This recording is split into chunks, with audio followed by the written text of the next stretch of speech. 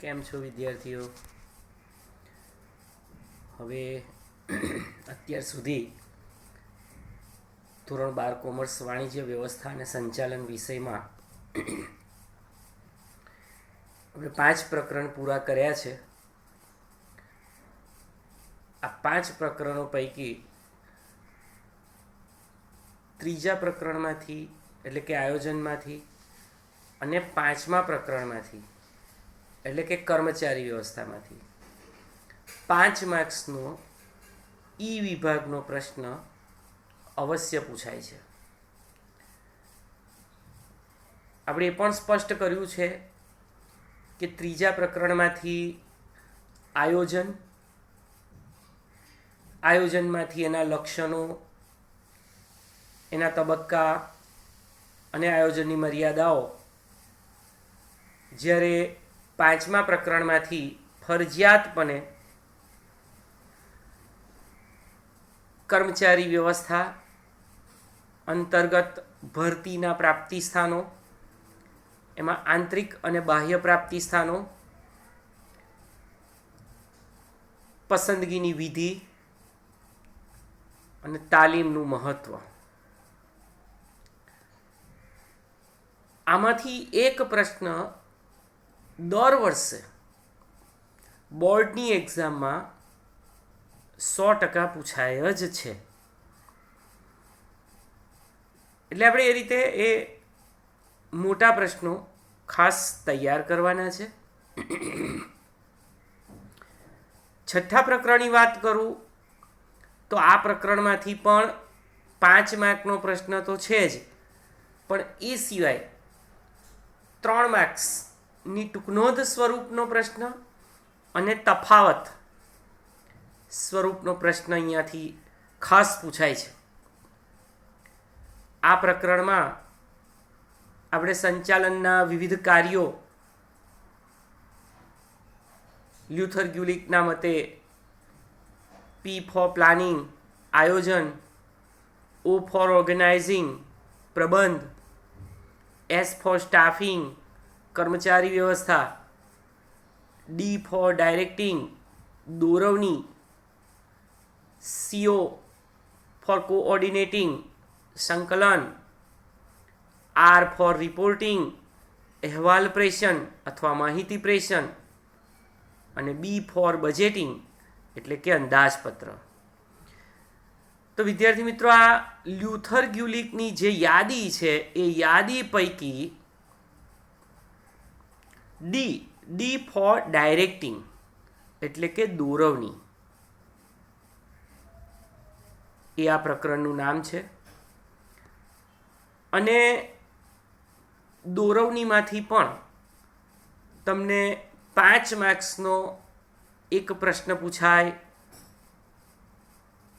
એ દોરવણીનો અર્થ અને તેના લક્ષણો પણ હોઈ શકે. એ સિવાય તફાવત સ્વરૂપનો પ્રશ્ન પણ 5 માર્ક્સમાં આવી શકે, પૂછાયેલો છે. ભૂતકાળમાં તફાવત પ્રકારનો પ્રશ્ન પણ પૂછાયેલો છે અને એની સિસ્ટમ આપણે બધાને ખબર જ છે કે ઈ વિભાગનો હોય એટલે આપણે કોઈ પણ 5 મુદ્દાની સમજૂતી આપવાની, અને ડી વિભાગમાં તફાવત આવે તો 6 મુદ્દાની સમજૂતી આપવાની, કેમ કે ત્યાં પ્રત્યેક સાચા મુદ્દાનો અડધો ગુણ છે અને ઈ વિભાગમાં પ્રત્યેક સાચા મુદ્દાની સમજૂતીનો 1 ગુણ છે. એટલે ઈ વિભાગમાં 5 પોઈન્ટ અને ડી વિભાગમાં 3 પોઈન્ટ આપણે સમજાવવાના, 6 પોઈન્ટ સમજાવવાના હોય છે ડી વિભાગમાં. તો વિદ્યાર્થી મિત્રો, આપણે શરૂઆત કરવા જઈ રહ્યા છીએ પ્રકરણ નંબર 6, દોરવણી ડાયરેક્ટિંગ. આ પ્રકરણ જ્યારે પૂરું થશે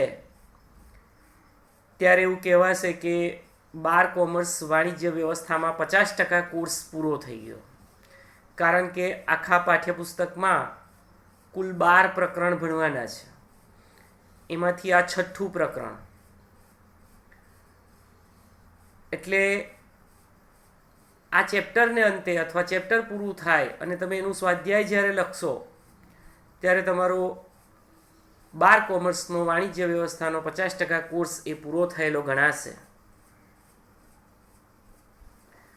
હવે દોરવણી એ શું છે? સંચાલનના એક અગત્યના કાર્ય તરીકે દોરવણીને કેમ પ્રાયોરિટી આપવામાં આવે છે? મેં હમણાં જ તમને કીધું કે સંચાલનના કાર્યોની અંદર POSC જુઓ, આયોજન, પ્રબંધ, કર્મચારી વ્યવસ્થા, સ્ટાફિંગ, અને C ફોર કંટ્રોલ, અંકુશનો સમાવેશ થાય છે. પણ સંચાલકોએ ઉપલી સપાટીએ લીધેલા નિર્ણયોનો અમલ તો દોરવણીથી જ થશે. દોરવણી એટલે ડાયરેક્ટિંગ, તાબેદારોને માર્ગદર્શન આપવું અને તેમના પર દેખરેખ રાખવી અને ધ્યેય સિદ્ધ કરવા એટલે દોરવણી. દોરવણી આયોજન અને વ્યવસ્થા તંત્ર દ્વારા લેવાયેલા નિર્ણયોને અમલમાં મૂકે છે. અંડરલાઇન કરજો. બી વિભાગનો પ્રશ્ન, હું પ્રશ્ન બોલું છું. આયોજન અને વ્યવસ્થા તંત્રના નિર્ણયોને અમલમાં કોણ મૂકે? દોરવણી. શેના દ્વારા મુકાય? દોરવણી દ્વારા. કર્મચારીઓને સોંપેલું કામ કરાવવું ને એ દોરવણી છે. કોઈ પણ ધંધાકીય એકમ હોય એનું ધ્યેય અનેક વ્યક્તિઓના સહકાર વગર સિદ્ધ થઈ શકતું નથી. દરેક એકમના સંચાલકોએ પોતાના હાથ નીચેના માણસો પર દેખરેખ રાખવી, તેમને ઇન્સ્ટ્રક્શન્સ આપવા, સૂચનાઓ આપવી, હુકમ આપવા, આ બધું જ કાર્ય એ દોરવણીનું છે. દરેક એકમમાં કર્મચારીની કાર્યક્ષમતાનો આધાર એ દોરવણી પર જ રહેલો છે. દોરવણી આપનાર નેતા જો સક્ષમ હશે તો સામાન્ય કક્ષાનો કર્મચારી પણ ઉત્તમ પરિણામ આપશે. પણ જો દોરવણી આપનાર લીડર બિનકાર્યક્ષમ હશે તો કર્મચારી અપેક્ષિત પરિણામો આપી શકતા નથી. આમ ફરી અંડરલાઇન કરજો પેન્સિલથી, દોરવણી એ સંચાલનનું અનિવાર્ય અંગ છે. વિદ્યાર્થી મિત્રો, જ્યાં જ્યાં તમને કહેવામાં આવે તમારે આ વિડીયો લેક્ચર જોતી વખતે અને સાંભળતી વખતે તમારી ચોપડી એટલે કે પાઠ્યપુસ્તક અને પેન્સિલ એ લઈને જ બેસવાનું. આપણે રેગ્યુલર જેવી રીતે ભણતા હતા સેમ એવી જ રીતે અહીંયા પણ તમારે પેન્સિલથી અંડરલાઇન કરવાની છે. વિભાગ વાઇઝ પ્રશ્નોત્તરી અંદર લખવાની છે. સપોઝ બી વિભાગ 1 માર્ક, સી વિભાગ 2 માર્ક, ડી વિભાગ 3 માર્ક કે ઈ વિભાગ 5 માર્ક. તમે અહીંયા સ્ક્રીન ઉપર જોઈ શકો છો. દોરવણીના લક્ષણો 5 ગુણ એવું નોટેશન પહેલેથી મૂકેલું જ છે.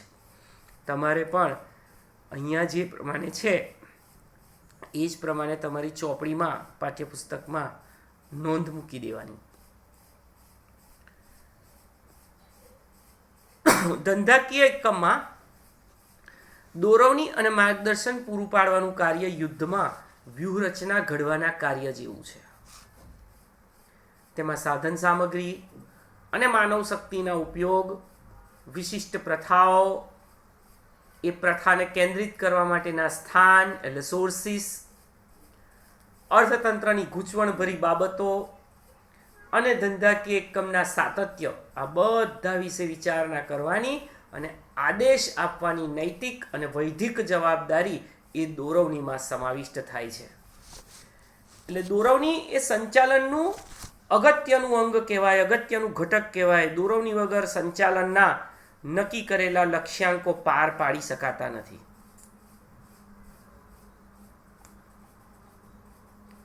દોરવણીની વ્યાખ્યા, એનો અર્થ જોઈએ તો સામાન્ય અર્થમાં દોરવણી એટલે કર્મચારીને માર્ગદર્શન આપવું, તેમને કામગીરીથી વાકેફ કરવા, તેમના ઉપર સતત દેખરેખ રાખવી અને તેમનો કાર્ય જુસ્સો ટકાવી રાખવો.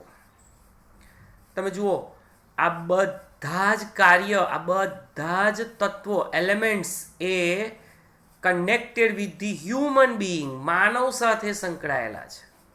તમે કોઈ યંત્રને તો દોરવણી આપી નહીં શકો. બીજો અર્થ જુઓ, કર્મચારીઓને ધ્યેય પૂર્તિ માટે માર્ગદર્શન આપવાનું કાર્ય,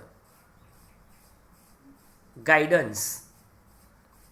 કયું કામ કેવી રીતે કરવું, કેટલા સમયમાં કરવું, કામ કરવું કે ન કરવું, આ બધું જ માર્ગદર્શન આપવાનું કાર્ય એ દોરવણીનું છે.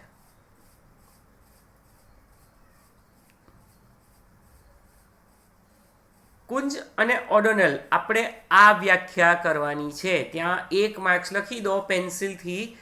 આપણે કુંજ અને ઓર્ડોનલની વ્યાખ્યા કરવાની છે. તાબેદારોને માર્ગદર્શન આપવું અને તેના પર દેખરેખ રાખવી એટલે દોરવણી. તાબેદારોને માર્ગદર્શન આપવું અને તેમના પર દેખરેખ રાખવી એટલે દોરવણી. દોરવણી એક એવું કામ છે કે નક્કી કરેલા ઉદ્દેશ સિદ્ધ કરવા મદદનીશોને આદેશ આપી તેમના પર નિરીક્ષણ રાખે છે, ઓબ્ઝર્વ કરે છે, એમને ઓબ્ઝર્વેશન પૂરું પાડે છે. વિદ્યાર્થી મિત્રો, અહીં સામાન્ય અર્થથી માંડી અને ટોટલ 4 અર્થ આપેલા છે. આપણે ફક્ત કુંતજ અને ઓર્ડોનલની વ્યાખ્યા કરવાની છે. અને એમાં પણ આ નિષ્ણાતનું નામ નહીં યાદ રહે તો વાંધો નહીં, ડાયરેક્ટ તાબેદારોને માર્ગદર્શન આપવું અને તેમના પર દેખરેખ રાખવી તેનું નામ દોરવણી. એનો સીધો અર્થ એ થયો કે ઉપરી અધિકારી પોતાના તાબેદારોને માર્ગદર્શન આપશે, દોરવણી આપશે. તો વિદ્યાર્થી મિત્રો, 1 માર્ક્સ માટે દોરવણી એટલે શું? બી વિભાગનો પ્રશ્ન, પરીક્ષાલક્ષી પ્રશ્ન, ખાસ કાળજી રાખજો. હવે આપણે વાત કરીએ છીએ 5 ગુણનો પ્રશ્ન. સ્ક્રીન ઉપર તમે જોઈ શકો છો, તમારા પાઠ્યપુસ્તકમાં પણ પેજ નંબર 62 ઉપર અને 63 ઉપર કુલ 9 મુદ્દા આપેલા છે. આપણે ઓછામાં ઓછા 8 પોઈન્ટની સાચી સમજૂતી આપવી પડે. ઓછામાં ઓછા 8 પોઈન્ટની સાચી સમજૂતી આપવી પડે અને 8 મુદ્દા સાચા લખવા પડે તો આપણને 5માંથી 5 અથવા 4.5 4 માર્ક્સ તો મળે જ મળે. તો ઈ વિભાગ માટે પૂછાતો આ પ્રશ્ન, દોરવણીનો અર્થ આપી તેના લક્ષણો, તમારા સ્વાધ્યાયમાં પણ આ પ્રશ્ન 5માનો પહેલો જ એ પૂછાયેલો છે અને પરીક્ષામાં પણ 5 માર્ક માટે પૂછી શકાય. કેટલીક વાર એવું એ બને કે 3 માર્ક્સની ટૂંકનોંધ પ્રકારનો પ્રશ્ન પણ આમાંથી પૂછાય કે ભાઈ દોરવણીના લક્ષણો, ડી વિભાગ, ટૂંકનોંધ લખો અથવા ગમે તે 6 લક્ષણોની ચર્ચા કરો. એવી રીતે પણ પૂછાય. એટલે આપણે બધી રીતે તૈયારી રાખવાની. આપણે ઓછામાં ઓછા 8 મુદ્દા તૈયાર કરીશું તો બાય 1 ગેટ 1 ફ્રી. મોટા પ્રશ્નમાં તો કામ લાગશે જ લાગશે. ટૂંકનોંધ પ્રકારના ડી વિભાગમાં પણ 6 મુદ્દા આપણે એમાંથી લખી શકીએ. બીજી એક વાત તમને કહું કે મુદ્દા પોઈન્ટ્સ મોઢે કરો, પણ પોઈન્ટ્સની અંદરનું લખાણ એ તમારી મૌલિકતાને આધારે તમે લખી શકો છો સરળતાપૂર્વક. તો શરૂઆત કરીએ છીએ કેરેક્ટરિસ્ટિક્સ ઓફ ડાયરેક્ટિંગ, દોરવણીની લાક્ષણિકતાઓ. 5 માર્કનો પ્રશ્ન, પેન્સિલથી 5 માર્ક્સ એવું સાઈડ પર લખી દો. પહેલું લક્ષણ, હેતુલક્ષી પ્રવૃત્તિ. દોરવણીનો હેતુ કર્મચારીઓને માર્ગદર્શન આપીને પ્રોત્સાહિત કરવાનો છે. હેતુ તો હોય ને, કોઈક ને કોઈક કાર્યનો હેતુ હોય. અત્યારે તમે ઓનલાઈન ઓફલાઈન જે ભણો છો, વિડીયો લેક્ચર જુઓ છો, એનો હેતુ છે. એટલે હેતુલક્ષી પ્રવૃત્તિ, ટાઈમપાસ કરવા માટે નથી જોતા. તો કર્મચારીઓને માર્ગદર્શન આપી પ્રોત્સાહિત કરવાનો, જેથી ધ્યેય સિદ્ધિ થઈ શકે. બીજી એક વાત મેં તમને કહેલી છે, છેક અંકુશ સુધીના પ્રકરણોમાં તમે કોઈનું પણ મહત્ત્વ પૂછાય અથવા દોરવણી પૂછાય ત્યારે, દોરવણીનું મહત્ત્વ પૂછાય ત્યારે 1 પોઈન્ટ ધ્યેયલક્ષી પ્રવૃત્તિ અથવા ધ્યેય સિદ્ધિમાં સરળતા, આ મુદ્દો એડ કરી દો, ચાલે.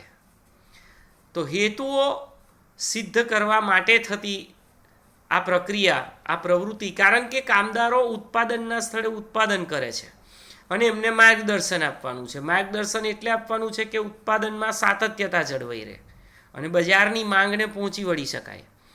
એટલે તમે જુઓ, નક્કી કરેલા લક્ષ્યાંકો પણ આનાથી પાર પડશે. બીજું લક્ષણ, સંચાલનની બધી સપાટીએ થતું કાર્ય. each and every level of management.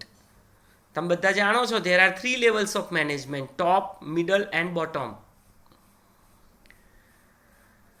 દોરવણીનું કાર્ય એ દરેક સપાટીએ થતું જોવા મળે છે. હવે ઉચ્ચ અધિકારી હોય એ પોતાના હાથ નીચે કામ કરતા વિભાગીય અધિકારીઓ જેવા કે ઉત્પાદન સંચાલક, કર્મચારી સંચાલક, બજાર સંચાલક, તેમને ધ્યેય, નીતિ અને વહીવટી બાબતો અંગે દોરવણી આપશે. એવી રીતે તળ સપાટીએ નિરીક્ષક, જોબર અને ફોરમેનને સૂચનો અને હુકમો આપશે. હવે જોબર અને ફોરમેન શું કરશે? એમના હાથ નીચે કામ કરતા કામદારોને દોરવણી આપશે. આમ તમે જુઓ, દોરવણી એ ઉપરથી નીચે તરફ જાય છે. અંડરલાઈન કરજો, ઉચ્ચ સપાટીથી તળ સપાટી સુધી દોરવણી અપાય છે. at each and every level of management, not only on bottom level or we can say on top level, but each and every level of management there are directing. ત્રીજું છે સતત ચાલતી પ્રક્રિયા. આ સતત પ્રક્રિયા છે. એકમની પ્રવૃત્તિ જ્યાં સુધી ચાલે ત્યાં સુધી દોરવણીનું કાર્ય પણ અવિરતપણે ચાલ્યા કરશે. એનો કોઈ ચોક્કસ સિઝન ના હોય કે કોઈ સમય ના હોય કે ભાઈ અત્યારે દોરવણી, હવે પછી આવતા વીકમાં દોરવણીનો કાર્યક્રમ નહીં આવે, એવું ના હોય. કર્મચારીઓને ગમે ત્યારે પ્રશ્ન ઊભા થાય, ગમે ત્યારે માર્ગદર્શનની જરૂર પડે, ગમે ત્યારે મુશ્કેલી ઊભી થાય, તો ઉપરી અધિકારીઓએ એમને ગાઈડન્સ આપવું પડે, માર્ગદર્શન આપવું પડે, એમને દોરવણી આપવી પડે. અહીંયા કાર્યવિધિ અને નીતિના અર્થઘટન અંગે કર્મચારીઓને સતત માર્ગદર્શન આપવું પડે. અને એટલે જ કહેવાયું છે કે દોરવણી એ સતત ચાલતી પ્રક્રિયા છે. It is a continuous process. ચોથું, કાર્ય પર દેખરેખ. દોરવણી આપવાનો ઉદ્દેશ એ દોરવણી પ્રમાણે કર્મચારીઓ કામ કરે છે કે નહીં તે જોવાનો પણ છે. ફક્ત હુકમ કે માર્ગદર્શન નહીં આપી દેવાનું, પણ અપાયેલી સૂચનાઓ અને હુકમો પ્રમાણે એ લોકો કામ કરે છે ખરા તે પણ જોવાનું કાર્ય છે. એટલે કાર્ય પર દેખરેખ એક એનું આગવું લક્ષણ છે.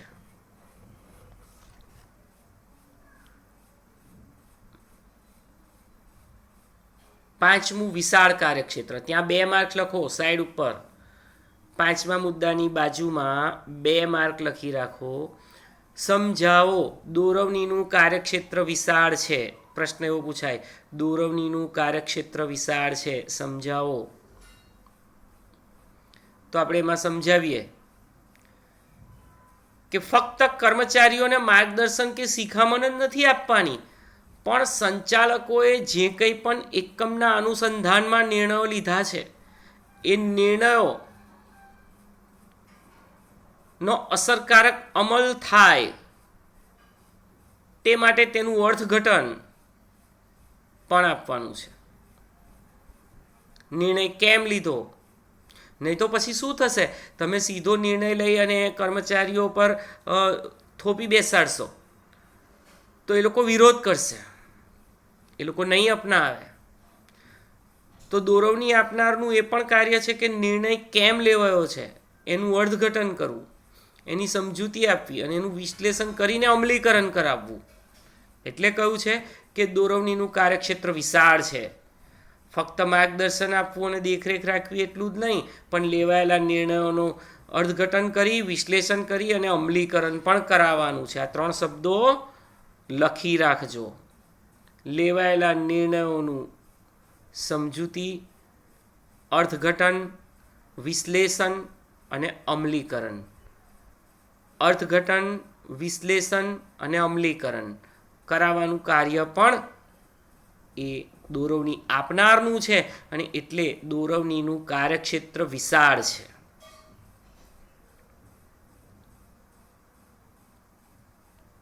છઠ્ઠું છે માહિતી સંચાર, કમ્યુનિકેશન. દોરવણી એક કર્મચારીઓને હુકમ અને માર્ગદર્શન આપવા કાર્યક્ષમ માહિતી સંચારની પૂર્વ શરત છે. જો કમ્યુનિકેશન જ વ્યવસ્થિત નહીં હોય તો તમે યોગ્ય સમયે યોગ્ય કર્મચારીને યોગ્ય માર્ગદર્શન નહીં આપી શકો. દાખલા તરીકે ઉત્પાદનના પ્લાન્ટની અંદર કોઈ કર્મચારીને પોતાની રજૂઆત કરવી છે પણ પ્રોપર કમ્યુનિકેશન થતું નથી. There is a lack of communication, અભાવ છે માહિતી સંચારનો. તો ઉપરી અધિકારીને કેવી રીતે ખબર પડશે કે કયા કર્મચારીને કયા મશીન ઉપર કયા પ્રશ્નના અનુસંધાનમાં મુશ્કેલી છે? તો એના માટે કમ્યુનિકેશન ઇઝ નેસેસરી. સાતમું છે પ્રોત્સાહન. કર્મચારીઓ પાસેથી વધુ સારું કામ મેળવવા તેમને પ્રોત્સાહન આપવું પડે. મોટિવેશન. એમને પ્રોત્સાહિત કરવા ઉપરી અધિકારીઓ વ્યક્તિગત માર્ગદર્શન આપે છે. આવા માર્ગદર્શનથી કર્મચારીઓના પ્રશ્નો અને દ્વિધાઓ, મુશ્કેલીઓ દૂર થાય, એમનામાં વિશ્વાસ સંપાદિત થાય છે. તેઓ એવું વિચારે કે કંપનીને એમનું ધ્યાન છે, કંપની એમની કાળજી રાખે છે. અને એ રીતે સંતોષાયેલો કર્મચારી વધુ સારો પ્રોત્સાહનથી કામ કરતો થશે, ઉત્સાહ અને જુસ્સો વધશે. અલ્ટિમેટલી એકમના જ લક્ષ્યાંકો પાર પાડવામાં તે મદદરૂપ થશે. આઠમું લક્ષણ નિમ્નગામી પ્રવૃત્તિ. દોરવણી એ નિમ્નગામી પ્રવૃત્તિ છે. તેમાં હંમેશા ઉચ્ચ સપાટીથી તળ સપાટી તરફ પ્રવાહ જાય. હમણાં જ આપણે આગળ વાત કરી, યાદ રાખજો મિત્રો. નિમ્નગામી નીચે અંડરલાઈન કરો. નિમ્નગામી એટલે ઉપલી સપાટીથી નીચલી સપાટી તરફ. દોરવણીનો પ્રવાહ હંમેશા ઉપરથી નીચે તરફ હોય. કોઈ તાબેદાર પોતાના ઉપરી અધિકારીને દોરવણી ન આપી શકે. આપણે અવારનવાર કહીએ છીએ કે શાળાના પટાવાળા આચાર્યને દોરવણી ન આપી શકે. ભાઈ સાહેબ આજે ચાલુ રાખવાની છે, સ્કૂલ બંધ રાખવાની છે, સ્કૂલ પીરિયડો ઓછા કરવાના, વધારે એવું એનાથી ના કહેવાય. હા, ઉપરી અધિકારી તાબેદારને હુકમ કરે એટલે દોરવણીનો પ્રવાહ ઉપલી સપાટીથી નીચલી સપાટી તરફ જાય છે. એટલે કહ્યું છે કે તે નિમ્નગામી છે.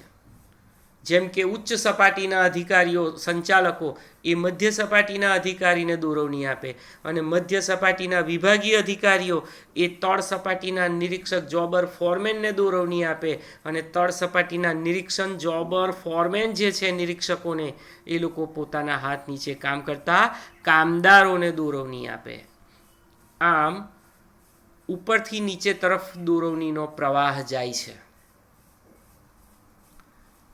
ત્યાર પછી નવમું સંચાલકીય કાર્ય. સંચાલનના વિવિધ કાર્યો જેવા કે આયોજન, પ્રબંધ, કર્મચારી વ્યવસ્થા, સંકલન, માહિતી પ્રેષણ અને અંકુશ, આ બધા કાર્યો તો છે જ, પણ આ બધા જ કાર્યોમાં દોરવણીનું કાર્ય સંકળાયેલું છે. તમે જુઓ આયોજન, તો આયોજનમાં લેવાયેલા નિર્ણયોનો અમલ કરવો હોય તો તમારે તમારા હાથ નીચે કામ કરતા તાબેદારોને માર્ગદર્શિત કરવા પડે, એમને સૂચનો આપવા પડે, એમને માહિતગાર કરવા પડે. એવી રીતે પ્રબંધમાં પણ તમે જુઓ, સમાન હેતુ સિદ્ધ કરવા ભેગી થયેલી વ્યક્તિઓ વચ્ચે સત્તા અને જવાબદારીની સોંપણી કરતું માળખું,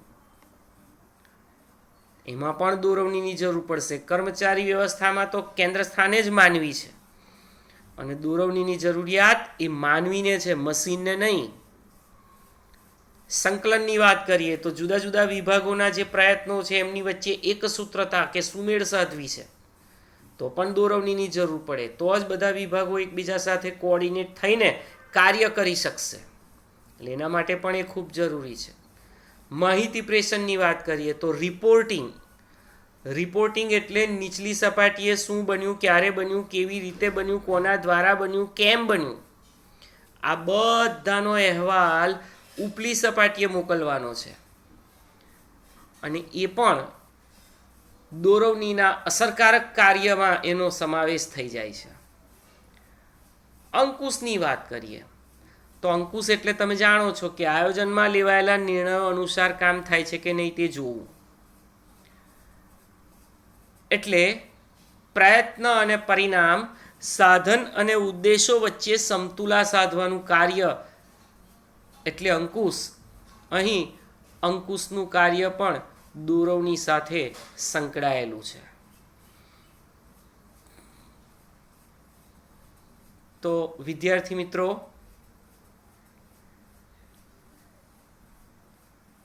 દોરવણી એટલે શું અને દોરવણીના લક્ષણો હું ફરી એકવાર રિપીટ કરું છું. દોરવણી એટલે તાબેદારોને માર્ગદર્શન આપવું, તેમના પર દેખરેખ રાખવી, તેનું નામ દોરવણી. એકોર્ડિંગ ટુ કુંતજ અને ઓર્ડનલ.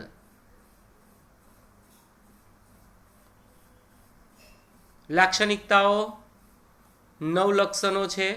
આપણે ઓછામાં ઓછા 8 લક્ષણોની યાદી તૈયાર કરવાની છે.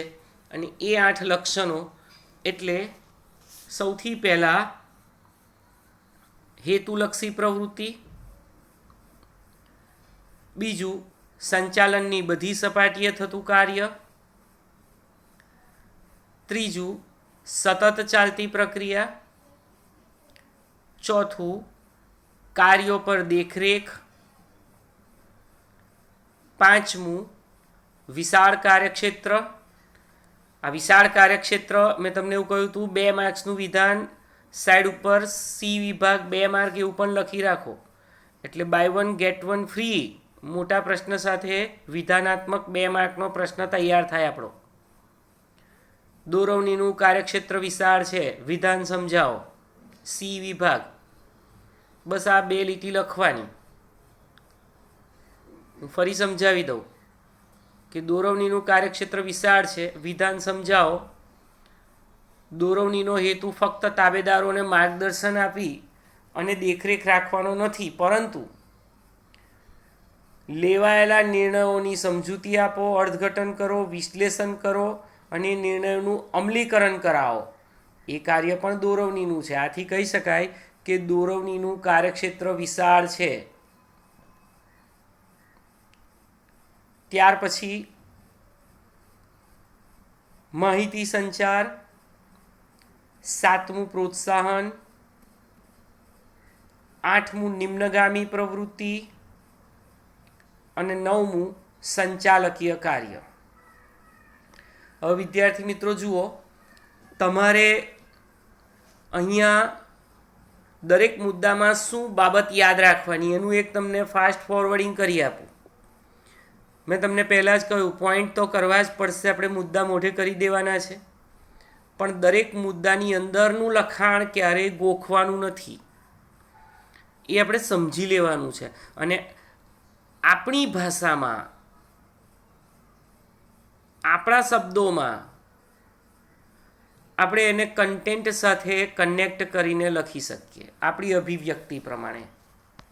તો તમે જુઓ, પહેલું હેતુલક્ષી. હેતુલક્ષી એટલે એકચ્યુઅલી દોરવણીનો હેતુ છે એ બાબત પર ભાર મૂકો, તો કે કર્મચારીઓને માર્ગદર્શન આપવાનો હેતુ છે. બીજું બધી સપાટીએ. તો બધી સપાટીએમાં તમારે એવું ખાસ યાદ રાખવાનું કે માત્ર અમુક જ સપાટી નહીં, પણ દરેક સપાટીએ, જેમ કે ઉપલી સપાટીએ કોણ કામ કરે અને કોને દોરવણી આપે, મધ્ય સપાટીએ કોણ કામ કરે અને કોને દોરવણી આપે, અને તળ સપાટીએ કોણ કામ કરે અને એ કોને દોરવણી આપે, એમના તાબેદારો કોણ છે. તો આ રીતે આપણે ત્યાં પણ લખાણમાં આપણા શબ્દોમાં મૌલિકતાને આધારે લખાણ લખી શકીએ તો માર્ક્સ પૂરેપૂરા મળે. સતત ચાલતી પ્રક્રિયામાં પણ જ્યાં સુધી એકમ છે ત્યાં સુધી આ દોરવણી છે. તમામ પ્રવૃત્તિઓ ચાલુ હશે ત્યાં સુધી દોરવણી હશે. પછી એ ઉત્પાદનની પ્રવૃત્તિ હોય, બજારીય પ્રવૃત્તિ હોય, નાણાકીય પ્રવૃત્તિ હોય, હિસાબી પ્રવૃત્તિ હોય, કર્મચારી વિષયક પ્રવૃત્તિ હોય, દરેક પ્રવૃત્તિઓ ચાલવાની જ છે. એટલે સતત પ્રવૃત્તિ પ્રક્રિયા. કાર્યો પર દેખરેખમાં હુકમો અને માર્ગદર્શન, પણ હુકમ પ્રમાણે કામ થાય છે કે નહીં તે જોવું. એ આપણે યાદ રાખીશું. વિશાળ કાર્યક્ષેત્ર તો વિધાન જ છે, હમણાં જ તમને સમજાવ્યું હતું. 2 માર્ક્સનું અગત્યનું વિધાન, ભલે સ્વાધ્યાયમાં નથી પણ પૂછાય છે પરીક્ષામાં, કાળજી રાખજો. માહિતી સંચાર, કમ્યુનિકેશન, એટલે communication is necessary for the directing process. દોરવણીની પ્રક્રિયા, માહિતી સંચાર એના વગર એ શક્ય નથી. ત્યાર પછી પ્રોત્સાહન એટલે મોટિવેશન. પોતાના કર્મચારીઓને પ્રોત્સાહન આપો જેથી કરીને એમના પ્રશ્નો, દ્વિધાઓ, મુશ્કેલીઓ દૂર થાય. આપણે આ બાબત યાદ રાખીશું. નિમ્નગામી પ્રવૃત્તિ એટલા માટે છે કે તેમાં નિમ્નગામી એટલે ઉપરથી નીચે તરફ દોરવણી અપાય અને ઉર્ધ્વગામી એટલે નીચેથી ઉપર તરફ. ફરીથી બોલું છું, નિમ્નગામી એટલે ઉપરથી નીચે તરફ દોરવણી જાય છે, પણ જો નિમ્નગામીનું ઓપોઝિટ ઉર્ધ્વગામી હોય, એમાં ઉર્ધ્વગામીમાં માહિતી પ્રેષણ આવશે, માહિતી પ્રેષણ, રિપોર્ટિંગ, જે હંમેશા નીચેથી ઉપર તરફ, એને ઉર્ધ્વગામી કહેવાય. તો આ નિમ્નગામી એટલે ઉપરથી નીચે તરફ. અને સંચાલકીય કાર્ય જ્યારે પૂછાય ત્યારે તમારે કોઈ પણ ટોપિકના કોઈ પણ પ્રશ્નમાં યાદ રાખજો કે જ્યારે તમને સંચાલકીય કાર્ય વિશે પૂછાય તો તમારે POSD CORB બધા જ લખી દેવાના. અહીંયા છે તમે જુઓ, આયોજન, પ્રબંધ, કર્મચારી વ્યવસ્થા, સંકલન, માહિતી પ્રેષણ અને અંકુશ, આ બધા જ કાર્યો સાથે સાથે દોરવણીનું કાર્ય સંકળાયેલું છે અને દોરવણી જરૂરી છે, તો એ આની સાથે સમાવિષ્ટ થઈ જ જાય છે. તો વિદ્યાર્થી મિત્રો, હવે આ પ્રમાણે આ વિડીયો લેક્ચરમાં આપણે 5 માર્ક્સના પ્રશ્નની ચર્ચા કરી. તમારે હોમવર્કમાં આ પ્રશ્ન લખવાનો છે. સૌથી પહેલાં તો વિડીયો જોયા પછી, સાંભળ્યા પછી એનો અર્થ, વ્યાખ્યા અને એના લક્ષણો મોઢે કરી દો, ખાલી ટાઇટલ. પછી દરેકમાં શું મેટર આવે એની થોડીક મનોમંથન કર્યા પછી હોમવર્ક લખી દેવાનું છે. બરાબર છે. નેક્સ્ટ પીરિયડમાં આપણે દોરવણીનું મહત્ત્વ અને વેરિયસ એલિમેન્ટ્સ ઓફ ડાયરેક્ટિંગ એટલે દોરવણીના તત્વો, નિરીક્ષણ, નેતૃત્વ, અભિપ્રેરણ અને માહિતી સંચાર, આ 4 એના તત્વો છે, એલિમેન્ટ્સ છે, એની ચર્ચા કરીશું. ત્યાં સુધી નમસ્કાર.